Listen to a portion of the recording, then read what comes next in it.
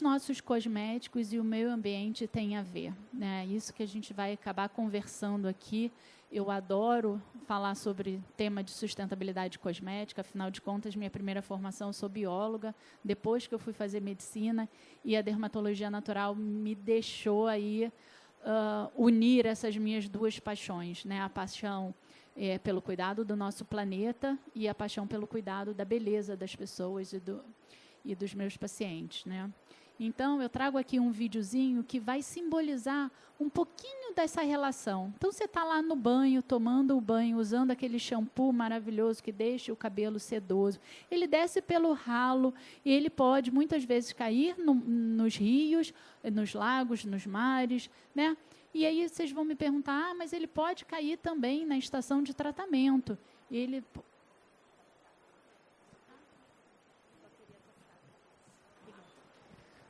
Bom, e então ele pode estar lá, caindo nas estações de tratamento. E essas estações de tratamento não são capazes de remover esses resíduos dos nossos cosméticos tradicionais. Então, aí a gente pode ter os conservantes, as partículas plásticas, os polímeros, acrílicos, todas aquelas substâncias que podem permanecer no meio ambiente por muito tempo. Essas partículas, elas não são só ruins para a gente, elas são bioacumulativas no meio ambiente também. Então, elas podem estar contaminando, aí, no caso dos peixinhos, mas toda uma cadeia, né, alimentar e pode voltar para a gente. E quando a gente fala em estação de tratamento não removendo esses resíduos, a gente está falando de que isso está voltando na nossa água de consumo, né? Então, a gente está consumindo essa água também poluída. Então, aquele protetor solar que deixa a pele aveludada, aquele shampoo que deixa o cabelo super sedoso e brilhoso, pode, sim, estar prejudicando o nosso meio ambiente. Gente, algo aconteceu.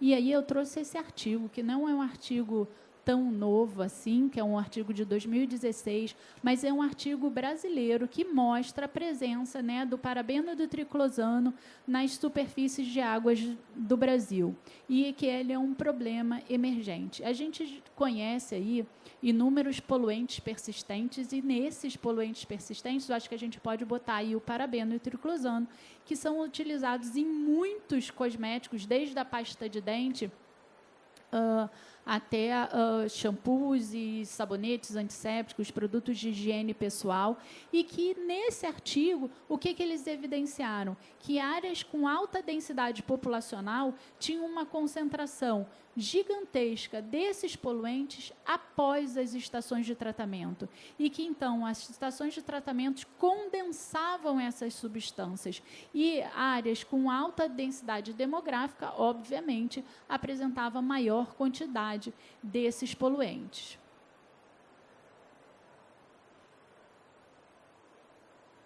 Gente, eu tenho um problema com esse negócio. E esse outro fala do triclosano com o potencial de bioacumulação e dos riscos ambientais. O triclosano, ele é usado como conservante e como agente antibacteriano. E aí, qual o risco dele? Né? Ele pode bioacumular na gente, ele pode bioacumular no meio ambiente, ele é uma substância altamente disruptora endócrina, né? E além dele ser disruptor endócrino, ele vai ser disruptor endócrino para a gente, ele vai ser disruptor endócrino para o peixinho, ele vai ser disruptor endócrino para todos os organismos vivos, inclusive as plantas estão sentindo os efeitos dessa modificação, né? E o risco ambiental de seleção bacteriana no meio ambiente. Então, a gente está mudando todos os organismos, nós estamos mudando a função reprodutiva desses organismos, nós estamos mudando a população bacteriana ambiental. Então, o problema é muito maior do que aquele que a gente estava pensando quando a gente pensa em toxicidade de ingrediente cosmético, pensando só na gente, né? A gente está causando essa alteração no nosso planeta. né? Então, o artigo cita a presença do triclosano em diversas estações de tratamento, não só esse aqui mostra no Brasil e em outras cidades europeias e americanas. Ele mostra mudança de comportamento sexual de diversas espécies. Então, a gente tem que pensar exatamente o que a gente está consumindo e qual o efeito que isso pode trazer na nossa saúde e na saúde do meio ambiente. E, a partir do momento que a gente muda um organismo vivo, né, o comportamento sexual de um organismo, ou a gente modifica a estrutura dele, ou que a gente modifica esse ambiente, a gente está modificando um todo. Eu sempre gosto de dizer que a gente é a natureza, nós somos a natureza, né? E, a partir do momento que a gente começa a modificar tudo que tem à nossa volta, nós somos modificados também, né? E isso tem repercussão na gente. É cíclico, né? É um ciclo. Então, isso a gente entra nesse... E se a gente não parar para fazer boas escolhas, não sei onde que a gente vai parar, né? Então, o risco ecotóxico, né, e o ambiental, então, desde os medicamentos, os produtos cosméticos e os alimentos, a proveniência deles, como é que esses produtos vão estar afetando a água que a gente consome, né? E esse artigo mostra que a nossa água vem super contaminada, né? Ela vem super contaminada porque as pessoas têm um consumo excessivo de medicamentos, elas têm um consumo excessivo de produtos de higiene pessoal e cosmético e os alimentos que também são contaminados com agrotóxicos. Então, a gente tem vários poluentes persistentes aí contaminando o meio ambiente e voltando para a gente. E a nossa escolha aqui do que a gente come, o que a gente aplica na pele, que é o nosso alimento da pele, também participa intensamente desse processo. Então, qual a importância dos cosméticos naturais para o meio ambiente? Eu acho que eu não preciso nem entrar tanto nesse assunto, né? Mas vamos lá. Então, os ingredientes orgânicos, os ingredientes sustentáveis, eles contribuem para a preservação do meio ambiente, né? Porque eles são obtidos de uma forma sustentável, sem o uso de agrotóxicos, de fertilizantes químicos, né? Eles não têm o potencial de bioacumulação, tanto no nosso corpo quanto no meio ambiente. Eles são biodegradáveis, então eles diminuem a contaminação do solo e da água, né? Eles promovem a biodiversidade. Quanto mais a gente está trabalhando com ativos naturais, a gente está promovendo isso. O comércio justo, porque quando a gente tem uma empresa que trabalha com cosméticos naturais, orgânicos, normalmente, né, na grande maioria das vezes, quando a gente tem empresas realmente sérias, a gente tem um comércio justo e a gente tem a valorização do trabalho do outro, né, o respeito do trabalho do outro, e eles minimizam o impacto ambiental, né, negativo. Então, eles estão sempre pensando como eu vou diminuir o impacto ou como eu vou compensar esse impacto, e é isso que a gente vai falar aqui.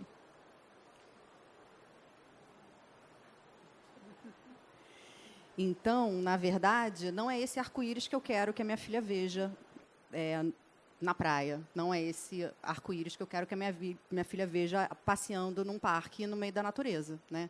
E a gente tem que repensar que essa cosmética natural ela pode vir a ser não só uma redutora do impacto dessa poluição dos persistentes cumulativos invisíveis das águas, mas ele também pode ter um impacto nesse tipo de poluição que a gente consegue ver, que a gente consegue captar e, às vezes, né, com muito esforço, fazer uma reciclagem. Mas é para a gente repensar realmente o todo, o impacto do início ao fim do nosso consumo. E aí eu estou fazendo o contrário, né? Ele não gosta de mim. Poxa, ele vai ficar preto agora. Ai, bom. Então, as práticas sustentáveis, a gente parte do princípio do questionamento do nosso consumo, né? Então, é o que usar, por que usar, quando usar. A Marcela, da Naturalíssima, que está aqui fazendo a feira, a cobertura da feira jornalística lindamente, a gente tem uma parceria muito grande de algumas mentorias, e, na verdade, ela é uma jornalista de sustentabilidade. E eu aprendi muito com ela, na verdade, porque a gente tem assim formas de pensar meio complementares. Mas quando eu falo, né, de o que usar, por que usar e quando usar, é repensando essa infinidade de cores. Eu preciso de 35 cores de batom, ou de 67 cores de sombra, né, ou de... Realmente é isso que me faz feliz, que me faz mais bonita, que realmente valoriza a nossa beleza? É esse tipo de questionamento que eu acho que a gente tem que fazer quando a gente consome, né? Quando usar, e naturais por quê? Porque a gente valoriza o multifuncional, a gente valoriza o biodegradável, e a gente consegue ter um produto democrático que vai da criança ao idoso, né? E a gente também ajuda essa questão da multifuncionalidade, porque a gente viu aqui na feira, né? Então, é o blush que vira sombra, que vira batom, né? E a gente consegue, assim, ter, primeiro, um consumo até o fim desse produto. Porque a maioria das vezes, quando a gente tem esse tipo de consumo, a gente não consome o produto até o fim e a gente consegue... né, assim, é uma perda de dinheiro e um desperdício de embalagem, um desperdício de produto, um desperdício de tudo, porque isso não se consome. Consome o dinheiro a gente gastou, mas a gente não consome o produto até o fim. A gente não termina com aquilo ali. Eu estou querendo ver qual a mulher que terminou um batom e botou o batom, só a embalagem do batom no lixo. Que levante a mão que eu quero ver. Não existe, gente. É isso que eu estou falando. A gente não termina o nosso consumo. A gente começa o consumo e a gente não termina. Então, questionamentos básicos que a gente tem que ter, né? E eu acho que faz parte da gente se questionar, né? Sou humano, penso, logo existo e questiono, né? Então, é a rotina minimalista que me faz bem? Quais são os produtos que realmente eu acho imprescindíveis no meu dia a dia? Eu preciso de um creme para a área das pálpebras, de fato. Eu preciso de um creme para o pescoço, um creme para o lábio, um creme para o pé, um creme para a mão. Eu preciso pintar a minha unha todo dia, eu preciso ter uma unha postiça, um cílio postiço, um cabelo postiço. Né? Eu preciso disso tudo. Não que você não possa fazer isso eventualmente, você vai ter um casamento, você vai, né, um evento, nossa, né? Ok. Mas é real essa beleza? É realmente assim que você se sente belo? Vamos resgatar o que a gente entende como beleza e o que realmente traz essa satisfação para a gente? Porque muitas vezes eu vejo as pessoas consumindo isso tudo, fazendo isso tudo, e, na verdade, elas não estão felizes. Elas não estão plenas e realizadas. E aí, as práticas classificadoras na produção dos cosméticos, a gente vai ver, e eu acho que muita gente que está aqui já sabe disso, então eu vou passar muito rápido, né? Os selos são formas de comunicação das marcas com o consumidor, como se a gente tivesse ali, né, formas de identificar do que aquele produto prioriza, qual o propósito daquela marca. E a gente tem os selos, né, cruelty-free, os veganos, que englobam mais a parte dos ingredientes animais e de não testagem dos produtos nos animais, o que é ótimo, maravilhoso. Mas isso nem sempre é o que a gente está aqui defendendo, né?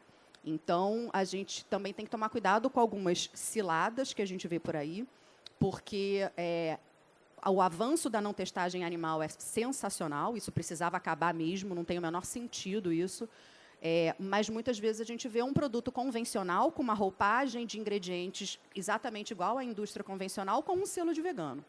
Então, o vegano, muitas vezes, ele esconde lá o greenwashing. E a gente tem os selos dos orgânicos, e não necessariamente todo produto que não tem o selo de orgânico deixa de ser bom. Ele pode ter uma formulação maravilhosa, ele pode ter os ingredientes naturais, uma formulação super limpa, mas talvez aquela empresa ainda não tenha condições financeiras de realmente ser certificada por inteiro com os selos de orgânicos, porque isso é mais um investimento que a empresa tem que fazer. Né? E é um custo isso. Então, de fato, algumas empresas têm formulações maravilhosas e eles só vão ter o selo de certificadoras lá na frente, quando elas já estão mais pré-estabelecidas na sua parte econômica. Enfim, outras práticas sustentáveis nessa produção de cosméticos naturais englobam outros selos. O selo Eu Reciclo tem a ver com o impacto da sua produção, né? Quer seja de papel, de plástico, de matéria que você usa ali, e aí você paga uma outra empresa para ela reciclar aquela proporção. E a empresa B tem a ver com o impacto dela no meio ambiente, né? E não necessariamente ela é uma empresa natural, orgânica, ou o que quer que seja. Ela pode ter o selo de empresa B porque ela reduziu o impacto dela, da produção dela, do que quer que ela esteja produzindo.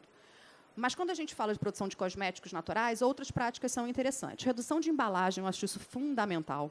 A troca das embalagens do plástico pelas embalagens mais biodegradáveis, eu também acho isso fundamental. O uso de refis, porque isso também é importantíssimo, né, para a gente reduzir a quantidade de lixo gerado, não importa se ele é reciclado ou biodegradável ou não, né?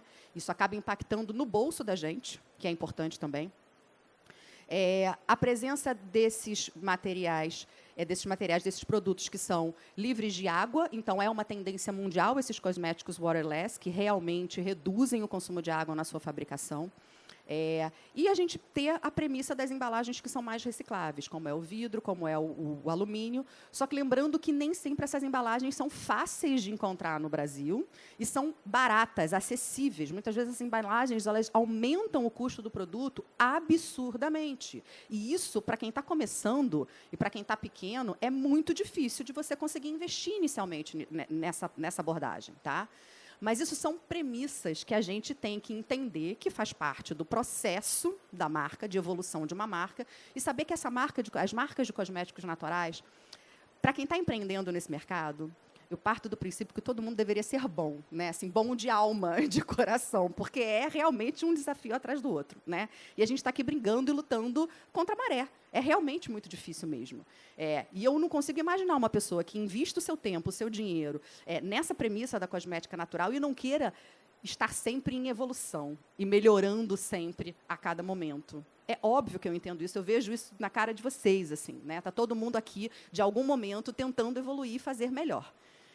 Isso é um processo, e nem sempre a gente vai conseguir fazer tudo de uma vez, né? Infelizmente. Mas a gente, desse lado, a gente entende isso. Então, a gente não deixa de indicar uma marca ou de reconhecer o valor dessa marca porque ela ainda não tem uma embalagem XYZ ou porque ela ainda não tem um selo XYZ. É um processo, e a gente entende que aqui está todo mundo caminhando para todo mundo ficar bem. E uma outra forma que eu acho que é de prática ética é na comunicação desses cosméticos, dessas marcas, né? Então, viu uma marca que não disponibilizou no seu site, no seu canal de comunicação com o consumidor, a lista de ingredientes do INCI, parte da premissa de que essa marca não está querendo comunicar direito as coisas com você. Então, a comunicação franca e verdadeira, ela sai da lista de ativos, ou seja, que é a lista dos principais ingredientes que aquela marca quer que você saiba que ela tem, que normalmente são os claims do marketing, e ela está querendo ocultar alguma coisa. A lista dos ingredientes, conforme o INCI, é imprescindível para uma prática ética e sustentável neste mercado. Não ter isso, para mim, é muito pior do que ter uma embalagem de plástico, na minha opinião. Aí eu estou dando a minha opinião pessoal, tá? Mas eu acho que essa comunicação é fundamental.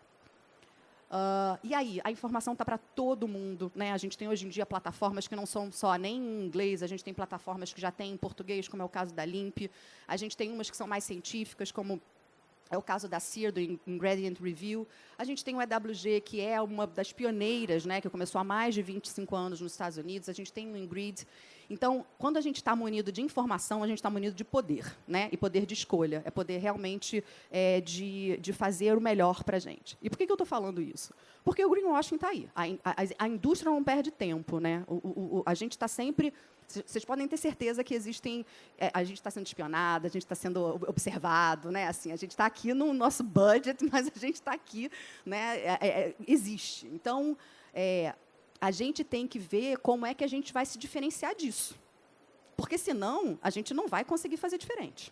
Né? Então, como neste mercado, que é bombardeado de marketing, como é que a gente vai se diferenciar desse greenwashing que as empresas fazem? Porque as empresas fazem greenwashing. E aí cabe a gente a ser criativo, inovador e autêntico. Porque é só assim que a gente vai conseguir se diferenciar. Tá? Enfim. Voltei. E aí a gente vai falar do nosso curso de novo. Porque esse curso ele tem várias coisas que nos motivam, né? A Grace tem a parte mais da biologia dela, da sustentabilidade. Eu tenho a parte mais dos ingredientes naturais, que é uma bandeira que eu levanto há muito tempo. Eu tenho, inclusive, uma frase que é: não basta ser clean, tem que ser natural, né? Natural no sentido de que as coisas acontecem com os ingredientes naturais. Mas eu acho que aqui a gente está todo mundo unindo força. E a gente tem que se ajudar. Então, vamos seguir nesse caminho, que eu acho que a gente tem tudo para ser feliz. Essa é a ideia, né?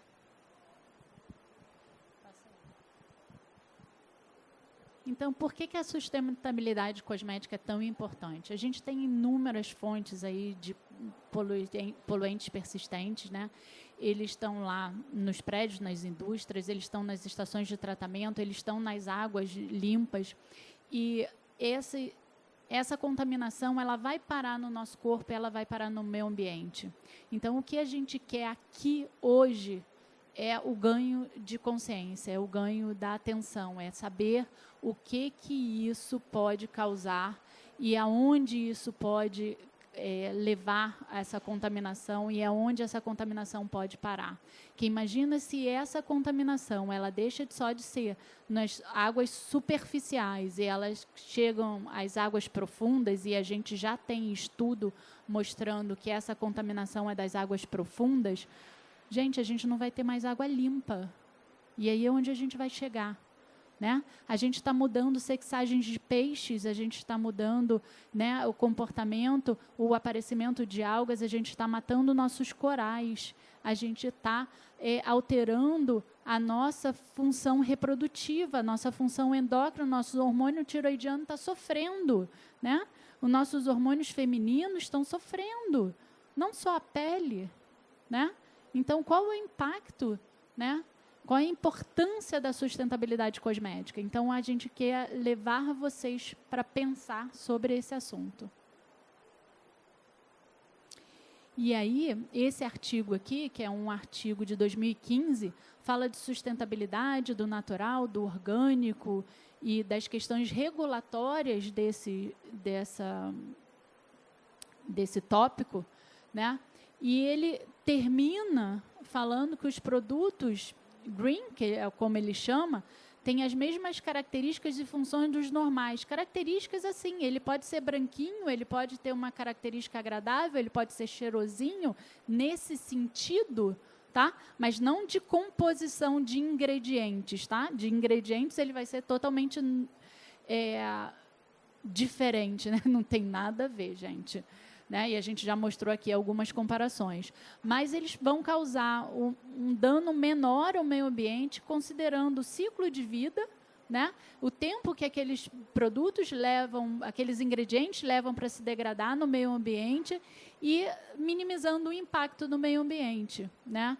E aí ele cita como exemplo as embalagens biodegradáveis, que eu acho que é um ponto que a gente ainda está longe de chegar quando a gente fala em cosméticos. A gente ainda usa embalagens que são recicladas, embalagens que são de mais fácil transformação, né, que a gente tem um reuso, do que uma embalagem 100% biodegradável, né? E aí a gente entra com papel, mas o papel não funciona para muita coisa, e a gente tenta, então, como a gente vai, né, selar esse papel para tentar botar. Então, isso é uma coisa mundial, essa tentativa, né? E como um produto líquido pode ir dentro de um papel sem que ele vaze, sem que isso se degrade e tal. A gente está chegando lá, né? A gente já tem algumas pesquisas aí nesse ponto. Eu acho que precisa de muito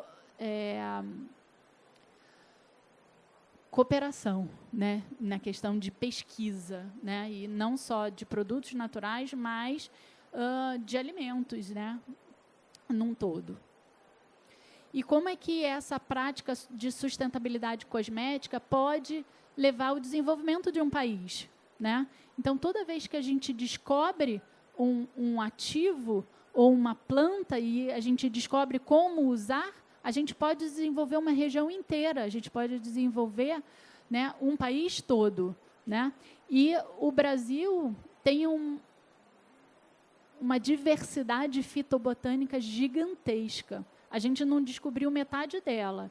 E a metade que a gente descobriu, a gente ainda não fez os estudos de comprovação desses ativos que precisariam para a gente ficar famoso, digamos assim, né? Então, é muito mais fácil a gente ter um ingrediente produzido no laboratório, muito mais barato, digamos assim, do que a gente pegar um ingrediente fitobotânico e fazer todas as pesquisas, né, em cima daquilo, que aí vai entrar no que ela falou, se a gente já tem pesquisa sobre alergia e tal.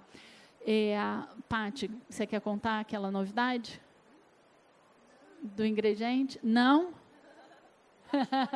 Mas spoiler não. Não, porque a gente teve uma coisa que a gente está botando no curso, que a gente botou agora, mas, bom, vamos deixar aí, das descobertas, né, fitobotânicas brasileiras aí, chegando para causar impacto.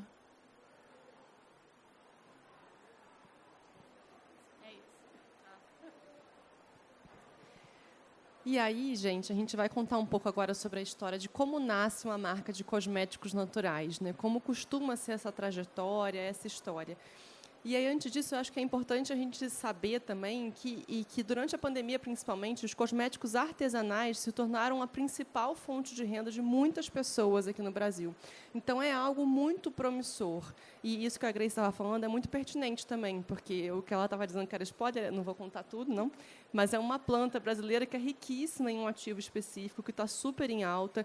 E isso é uma coisa que politicamente poderia ser estimulado, né? Porque, apesar de talvez não ser tão rentável para a indústria farmacêutica, para alguém especificamente, para toda uma população pode ser, né? E as marcas de cosméticos naturais que a gente vê aqui na feira, elas têm todo esse cuidado também com a população que vive na região de onde é extraída a matéria-prima, os funcionários da empresa. Então, esse respeito, ele é global ali na empresa, é um princípio forte aqui, que está alinhado com todas as funcionalidades ali daquela empresa, né? Todas as etapas da produção de cosmético.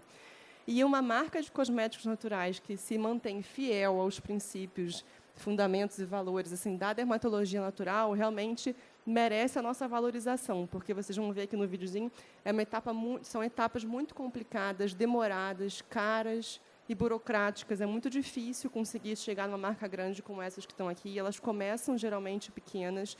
Então, muita gente, às vezes, questiona a questão do preço, mas é um investimento que vale muito, né? Porque a gente está investindo numa pessoa que está ali por trás da marca, com princípios e valores legais, valorizando a natureza, evitando o uso de ativos que fazem mal para a saúde, respeitando o meio ambiente.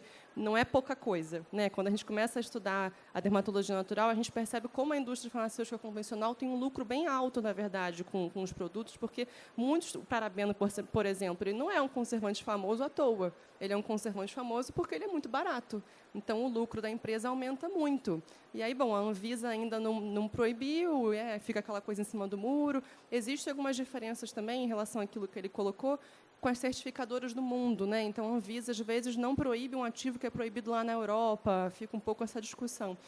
E aí a gente precisa valorizar as marcas que, mesmo que o ativo não tenha sido proibido, ela se mantém fiel ali aos princípios dela, né?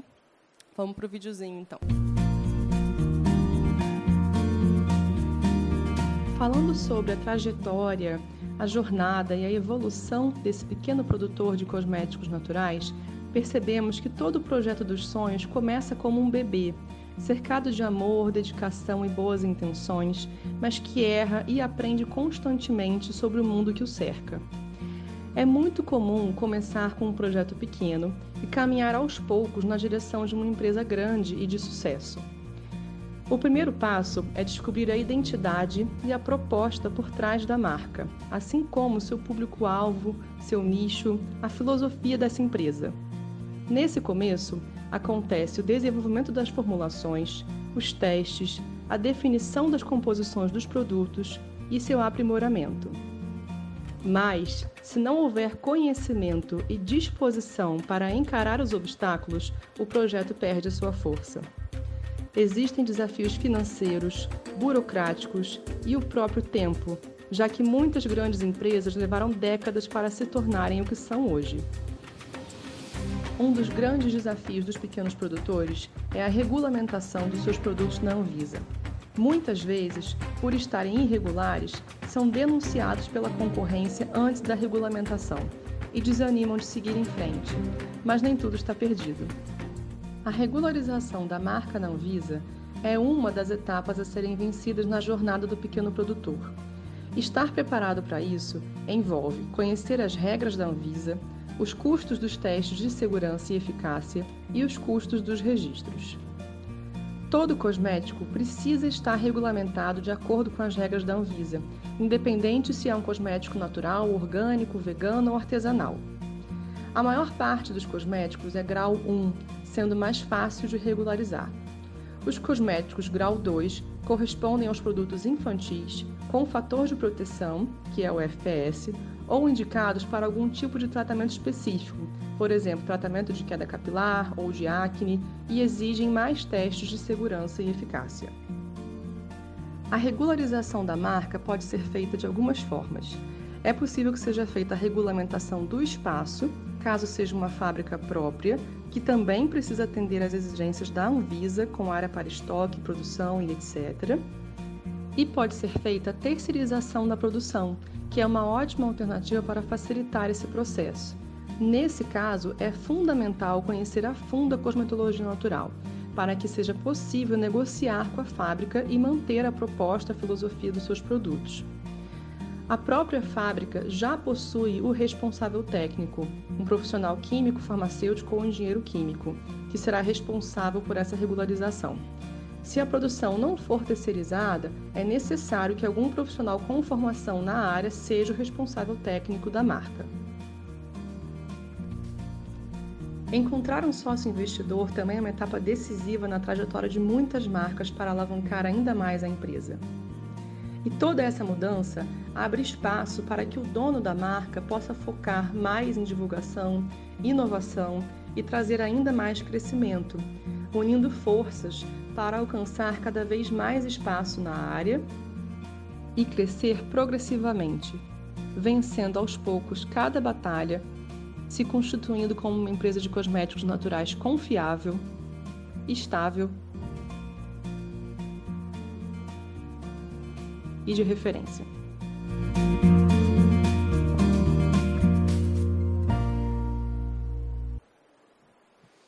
Então é isso, gente. Como a Patrícia falou, muitas vezes as marcas ainda não estão naquele auge que ela vai chegar um dia, se Deus quiser, mas vale a gente também valorizar, né? Produtores pequenos, produtores artesanais. A gente até comentou, né, que a gente ficou feliz de ver que tem marcas bem menores dessa vez aqui na feira. Isso é bem legal também, que é um espaço para elas mostrarem, né, os seus produtos.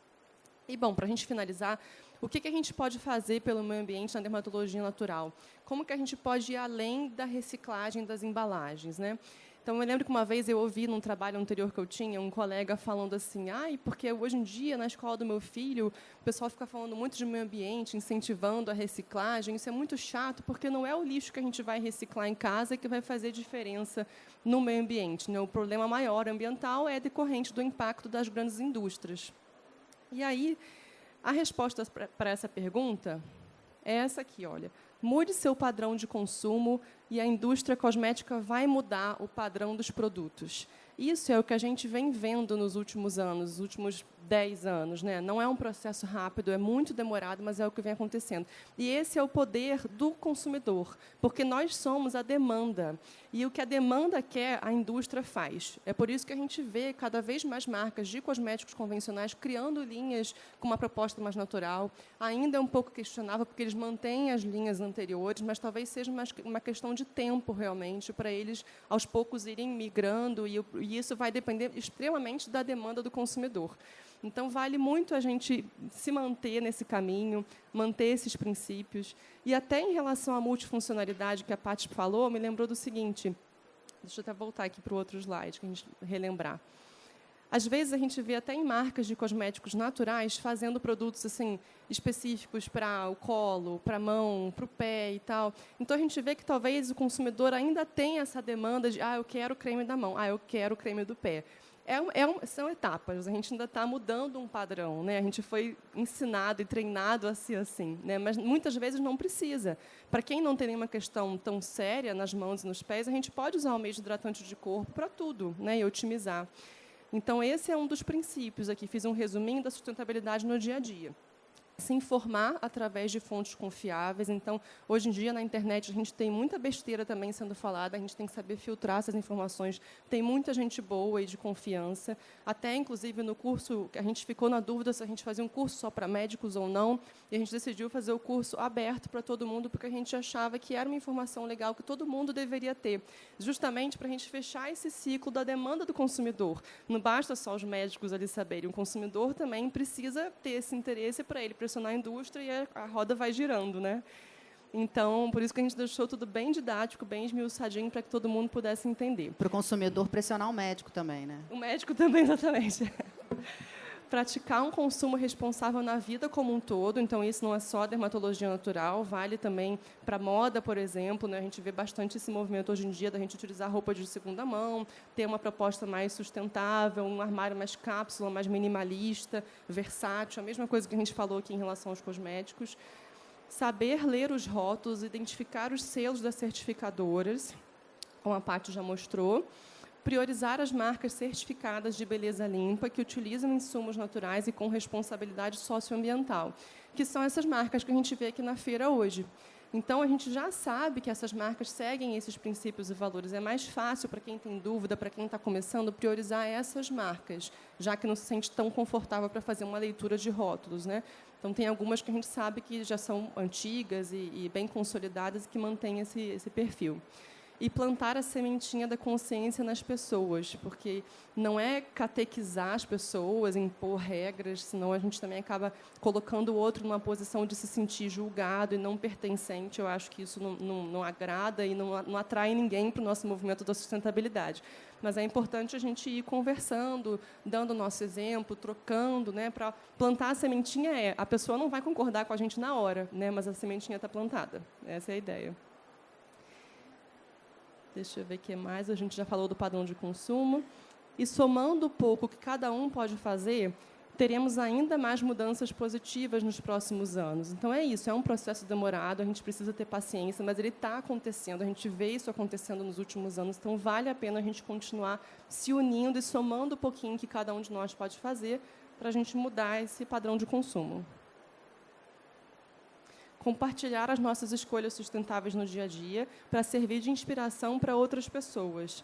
Mais uma vez, não é a gente sair também forçando uma mudança de padrão. A gente sabe que o padrão de consumo tem muita relação com a história pessoal daquela pessoa, história familiar, cultural, mas a gente pode ir compartilhando as nossas vitórias e também os nossos desafios, trocando numa boa, sem uma superioridade, para as pessoas irem se familiarizando, se interessando e, principalmente, vendo que aquilo também serve para elas, né? Eu me lembro uma vez que eu atendi uma paciente no consultório, eu achei tão engraçado. Ela chegou e falou: eu fiquei na dúvida se eu marcava, se eu vinha, porque eu não sabia se a dermatologia natural era para mim. Aí eu falei: mas por que não seria para você? Porque eu não sou vegetariana nem vegana, eu como carne. Aí eu falei: bom, mas a sustentabilidade, a dermatologia natural é para todos, né? A gente tem que quebrar um pouco esse estereótipo, esse nicho, né, de que a pessoa tem que ser natureba, tem que ser vegetariana, tem que gostar de acampar para poder ser sustentável, né? Assim, todo mundo pode ser sustentável, não precisa se padronizar, né? E, por fim, a gente queria dizer que é muito gratificante, não só para a gente, como para todo mundo, né, fazer parte desse movimento de saúde global. Então, não é só evitar os ingredientes nocivos, como a gente falou aqui no começo da aula, né, e valorizar os ingredientes naturais, que são maravilhosos. É a saúde global mesmo, assim, do meio ambiente também, da natureza. É bem completo. Então, se para a gente, como médicas, nossa profissão já é muito gratificante, porque a gente consegue ter um impacto positivo na vida das pessoas, se tornou mais gratificante ainda depois que a gente percebeu que a gente também podia ter um impacto positivo no meio ambiente, através daquele contato ali com o paciente. Então, isso é muito legal, gente. Estamos muito felizes de todos vocês estarem aqui com a gente. E acho que foi tudo, né? Obrigada.